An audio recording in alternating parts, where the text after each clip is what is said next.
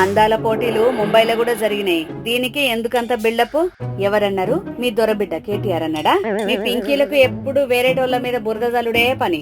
అంతే మళ్ళా గాడే అంటాడు, ఫార్ములా ఈ రేస్ పెట్టిండు, మస్తు నొక్కిండు, ఇంకేం కావాలి?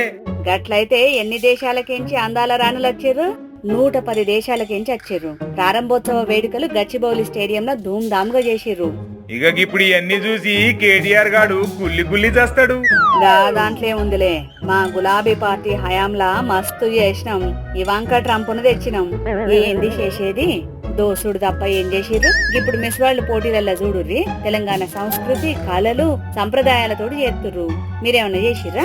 ఆ బతుకమ్మ పేరు చెప్పి చేసిర్రులే, పాటలు క్యాసెట్లు అని చెప్పి కవితక్క కోట్లు మింగే, ఐజాలక మళ్ళా లిక్కర్ దందా చేసే. మా సన్నాసులు అట్లుంటే మేమేం చేస్తాం? నోరు మూసుకొని ఉండాలి. అందరు పింకీలు అంటుంటే వాడాలి. అంతే మరి, ప్రజలు అధికారం ఇస్తే తెలంగాణ నాగం పట్టించిర్రు కదా, మీకు గులాబీ దొంగలకు గట్లనే ఉండాలి.